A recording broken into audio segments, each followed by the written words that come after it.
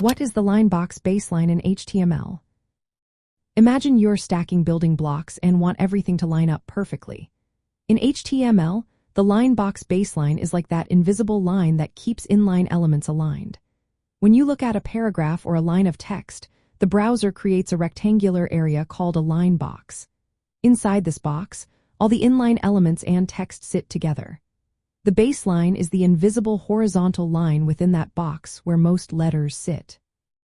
Think of letters like A or E that sit directly on the line, while letters with parts that hang below, like G or P, extend below it. When a browser renders text, it calculates the height of the line box based on the tallest and lowest inline elements.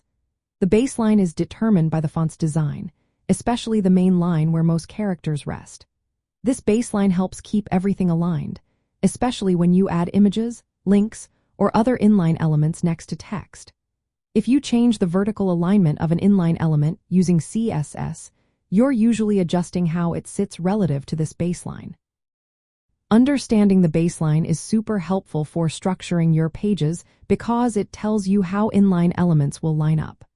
For example, if you want an icon next to text to sit perfectly in line, you can use the CSS property called vertical align and set it relative to the baseline. This makes your layout look neat and consistent. Knowing where the baseline is also helps when you want to create more complex inline layouts, like mixing images and text or aligning multiple inline elements.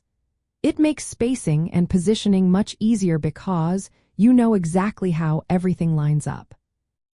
In simple terms, the line box baseline is the invisible line inside each line of text that keeps your inline elements and text aligned. It acts as the anchor point for vertical positioning, ensuring your content looks balanced and easy to read. When you understand how the baseline works, you can control the look of your web pages better and make your inline elements sit just right.